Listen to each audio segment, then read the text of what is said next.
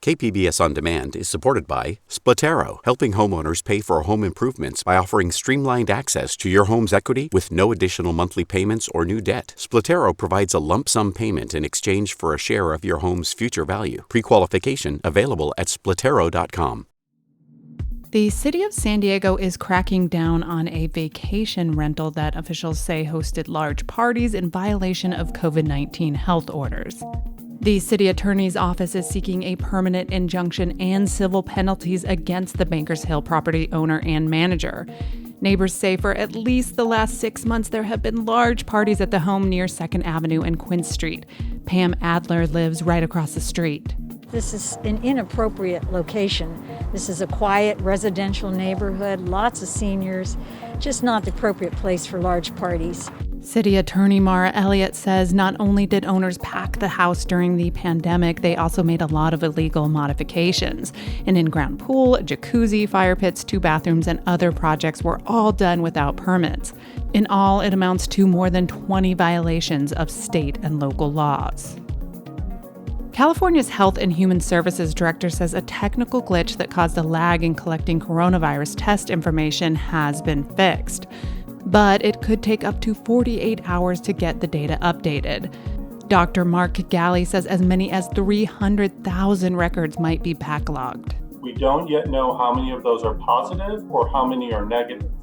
And in fact, this entire CalReady system accepts results not just for COVID, but for other reportable diseases. So all of those records are the total number of records that need to be sorted through. Despite the lag in numbers, officials believe overall COVID-19 trends remain consistent with positive cases inching lower. California has more than 10,000 coronavirus deaths. So there's no big spikes or dips in the local COVID numbers today, but the one area where we continue having trouble is a high number of community outbreaks. On Sunday, health officials reported 4 new community outbreaks, all at businesses. In the past 7 days, 24 community outbreaks were confirmed. Our target, though, is to have less than 7 community outbreaks in 7 days. A community setting outbreak, by the way, is defined by health officials as 3 or more COVID-19 cases that happen in one group of people from different households. California lawmakers are pushing to enact nearly a dozen policing reform laws driven by nationwide outrage and protest after George Floyd's death in Minneapolis in May. The bills include a statewide ban on chokeholds, one that would require law enforcement officers to immediately intercede and report what they believe to be the use of excessive force, and others. Lawmakers have until the end of the month to approve and send legislation to Democratic Governor Gavin Newsom.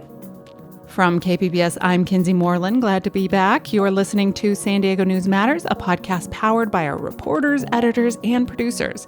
It is Monday, August 10th. Stay with me for more of that local news you need.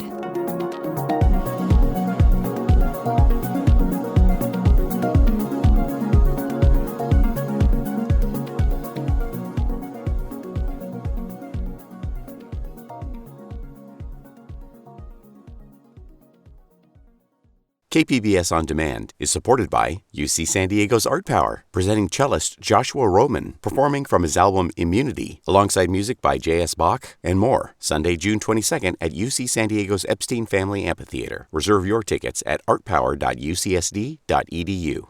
The county is launching free COVID tests for essential workers coming across the border in San Ysidro. KPBS health reporter Taryn Mento says the local action comes months after help requested along the border from the state and federal government never arrived. Local county and hospital representatives asked for help from federal agencies back in April. A Homeland Security official did visit the area, but the state and feds never agreed to fully fund a border testing plan proposed by UC San Diego. Scripps Health CEO Chris Van Gorder says back then, almost half of their South Bay COVID patients had recently traveled to Mexico. But the need has lessened now that so much time has passed. I'm a little less alarmed than I was when, back in May when we were seeing, close to 50% of the patients in Chula Vista, having crossed the border. That's dropped in almost half. Now, again, we could see another spike. He says some resources are already limited and more non-COVID patients are taking up ICU beds. But he says Scripps and its very tired staff will continue to adjust to the situation. The Department of Homeland Security and the governor's office would not give an interview despite multiple requests. So every election cycle, ballot propositions offer a unique set of political battles in California. With the election just a few months away, supporters and opponents of various ballot measures are already sparring in court over how some of these ballot measures are described and who gets to pen that description. Cap Radio's Nicole Nixon reports. On a recent weekday morning, Lyft and Uber drivers circled the California Attorney General's Sacramento office to protest the language that will appear on the ballot for Prop 22. That's the contentious ballot measure that would carve many gig workers out of AB 5, California's new labor law. Jan Kruger has been a Lyft driver for 6 years and believes the ballot title and description are misleading. They were written by Democratic Attorney General Javier Becerra. We just want the voters to have an opportunity to make up their mind on their own without being misled by the description that he has provided. He's supposed to be impartial and let the voters decide, and it's very misleading. Prop 22 backers are suing to try to get the language changed, and they're not alone. It's almost an annual ritual that the Attorney General gets sued, whether they're Republican or Democrat. That's Steve Maviglio, a longtime Democratic strategist. In addition to the lawsuits, this week Republican lawmakers renewed calls to have the nonpartisan legislative analyst write the language. Well, these are high-stakes measures that have potential impacts of billions of dollars, so words do matter. And it's so important because the title and summary are often all that most voters read. The descriptive language Prop 22 supporters object to says the initiative, quote, exempts app-based transportation and delivery companies from providing employee benefits to certain drivers. Californians are seeing their electricity bills rise as they're forced to spend more time at home due to the COVID pandemic. Cap Radio's Scott Rod has this story. I actually gasped when I saw my electric bill the other day. Sure, it's been scorching hot and I've been working from home most days, but it still caught me off guard. So what else could I do but air my grievances on Twitter? Turns out I was not the only one. So I'm logging in right now. Mark Cumin hadn't opened his PG&E bill yet, but agreed to record his reaction. Oh, jeez. Shoot. $434.72 for a 2-bedroom, 1 bath, and a home office. He says that's nearly $100 more than last July's bill. That's like 2 car payments. A PG&E spokesperson says the company expected customer bills to jump during the pandemic due to people working from home and schools shifting to distance learning. The utility has halted shutting off power for non-payment during the pandemic. State lawmakers are debating a bill that would require workplaces to reimburse remote workers for some home utility costs.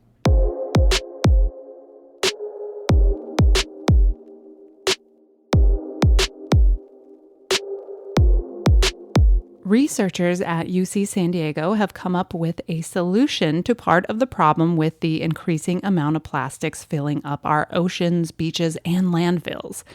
They are taking algae and turning it into biodegradable flip-flops.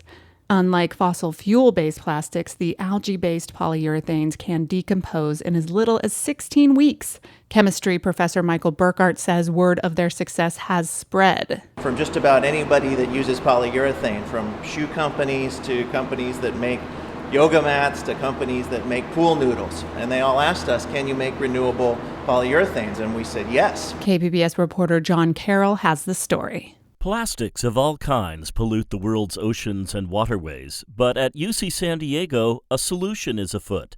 After a lot of experimenting, faculty and student scientists have come up with a way to turn algae into polyurethanes, which are then molded into the soles of the world's most popular shoe, flip-flops. Whereas plastics can take up to 1,000 years to decompose, these flip-flops can completely degrade in as little as 16 weeks. UC San Diego chemistry professor Michael Burkhart says the algae-based polyurethanes are one way to begin getting fossil fuel-based plastics out of the environment. We really only want to be making materials that have the ability to decompose and or can be recycled. Burkhardt and his students are working with a local manufacturer. He says the environmentally friendly flip-flops should be on the market sometime next year. All right, so our partners at iNewsSource have started a new series called Veterans Voices. In this story, Army veteran Joel Andrews shares his struggles with depression and VA healthcare. iNewsSource reporter Brad Racino has the story. I'd have mood swings and I'd be angry all the time or sad. And just between that and then having rheumatoid arthritis, it just turned my life upside down and just was a mess. So. The San Diego VA tried a range of drugs and therapies to help Joel Andrews with his depression before sending him to an outside clinic for ketamine treatment. Andrews said he's had more than 100 ketamine injections over the past 2 years at the Kadima Neuropsychiatry Institute in La Jolla. And coming here, it's helped me tremendously. But in May, the VA alerted Andrews and other local vets they'd no longer be covered for treatment at Kadima. Instead, they'd be put on an alternative drug treatment called Spravato at the VA hospital. The vets say Spravato isn't helping. Which doesn't seem to be as effective for me as coming here. Andrews and other local veterans are sharing their stories so the public can better understand what it's like for them to live with a mental illness while battling the VA over their health care. You can read Andrews' story in his own words by going to inewssource.org/veteransvoices. iNewsSource, by the way, is an independently funded nonprofit partner of KPBS. And coming up, the other day I heard someone say this whole working from home through the pandemic thing should actually be called living at work. Well, one local journalist couldn't take it anymore. A story about what she did to fix things and why she did it after the break. KPBS On Demand is supported by Markel Design and Remodeling, helping homeowners with their home remodeling needs. From ADUs to kitchen remodels, room additions, and custom homes, Markel Design and Remodeling can help homeowners design and build their dream homes. More at trustyourhometous.com. So lots of people are simply grateful to still have a job during COVID-19. But for those of us lucky enough to work at home, while we have saved money on gas and eating out, maintaining healthy routines can be a challenge when the structure of the office is lost after nearly 5 months. Well, one reporter for the San Diego Union Tribune decided it was time to get back into an office and re-embrace the commute.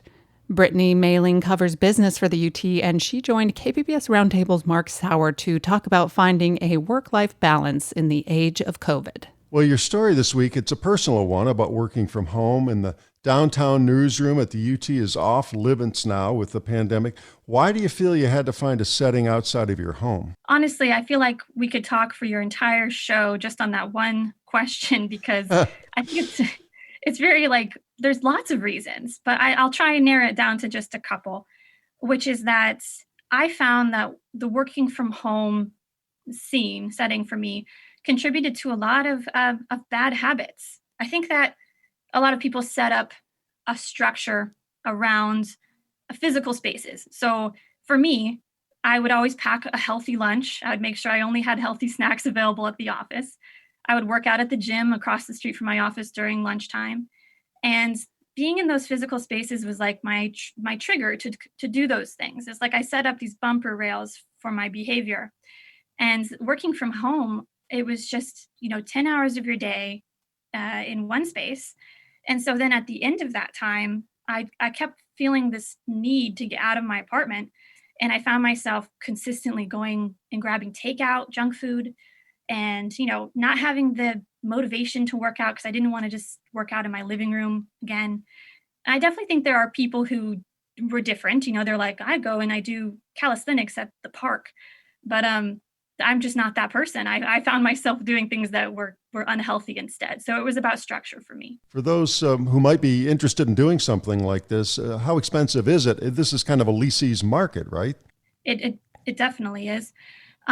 And I didn't get into full detail in the essay that I wrote, but right now it's very affordable compared to what it once was. You see some private offices going for as low as like $350.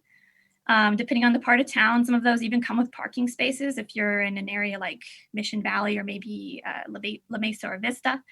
And then there are some spaces that you could pay upwards of $2,000 for a private space. So it really depends on if you're looking at a co-working type building, or sublease of a commercial real estate building that used to be occupied, by an office, a company. So I would say anywhere between $350 and over $2,000 a month. All depending, like anything else you're choosing, whether it's a home, apartment, or an office. So you're commuting again? You're actually embracing the commute? Yes, I am. And that's one point of kind of contention with a couple of readers where, you should be embracing the fact that you don't have to drive and, contribute to pollution. And I definitely understand that point of view. But for me, the commute it's short. I've always only had like a 10-15 minute commute. And it provides this kind of trigger for me of separating the home, brain and getting into the work brain. I always listen to the news on the way in or my favorite podcast. And when I arrive to work, I'm just in a different headspace. So I've always enjoyed a commute. And you cover business and startups for the Union Tribune. Many workers in that sector also use co-working. But how has this area been hit by COVID-19? Is there more of a demand from people who otherwise lost their normal location? It's kind of interesting because I think right now they're in a really kind of a difficult spot, not just co-working, but commercial real estate. You have a lot of companies, most companies that are not in their space and they've decided maybe to abandon their space altogether. So they're trying to get out of leases, or when their lease came up, they went ahead and just said, yeah, we're not going to re-sign. So you have a lot of open square footage available for sublease, and for co-working, that was kind of even a worse position because this was all set up around community and shared spaces. Right now, most people do not want that. And so I talked to several co-working companies that said their occupancy was way down, 75%, 90% down, just lots of empty spots at these spaces. Yeah, so it sounds like from what you're describing, a lot of this model is broken. We see all sorts of office buildings and spaces downtown, for example, other places in the county that are congregated. What happens if suddenly they're not needed anymore? Do they become housing or some other purpose? I think that's a really fascinating question right now, is how will our communities look different? Because obviously we all know that housing is a real need in our community. So the natural thought is, well, they should all convert to housing. But in the past, it's always been, you have to have a certain mix in a neighborhood for it to be successful. Developers want to have a certain amount of offices so that people have jobs in close relation to their apartments. And there's also that like live, play, retail, park spaces, that kind of stuff. You want all of it in one space. So if you have some neighborhoods that just become a bit of ghost towns for a while or don't have the right mix, I think you might see this phase in between while redevelopment happens around our new needs, where you go into neighborhoods that feel very empty. I think right now, a lot of places where there's a high concentration of offices feel pretty desolate right now. Right, and maybe this pandemic will be the catalyst to kind of jump forward what we've been talking about for years, which is a big push to telecommuting in our whole business model in the United States.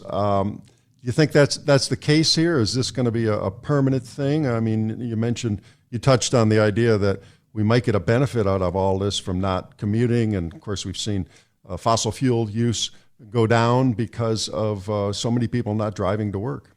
I think it will require some additional changes, because I actually believe that we are wired for a few things that the current telecommute model does not serve very well. And one example of that is humans need community. And for a lot of people, especially younger generations, you're seeing that places where they used to find community, like church, for example, that has dropped in popularity with younger generations. And kind of one of the last physical places that younger generations get community is the workplace. And so if the model changes and everything's remote and we're all kind of isolated at home, I'm not sure that it's going to work without seeing a change. Like maybe more businesses pop up that focus on connecting people in physical spaces. I really think that there's some changes before that's going to be a really permanent change. And you've been in your new space a couple of weeks. Let's bring it back around personally. How has it improved day-to-day life? I hope it has improved it. it's improved it immensely. In fact, I don't think I touched enough on that in the column that I wrote.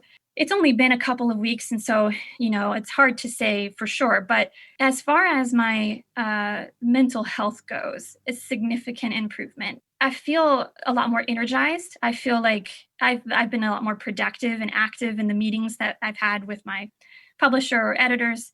And at the end of the day, when work is done, I feel more a sense of accomplishment and fulfillment, and then I can kind of walk away from that and just be someone else at home, like just be, with my husband and have dinner and have that kind of rejuvenation time as well. And that was UT reporter Brittany Mailing talking with KPBS Roundtable host Mark Sauer. To hear more of Mark's interviews with local journalists, find and subscribe to KPBS Roundtable wherever you listen to podcasts. That is all for today. Thanks as always for listening.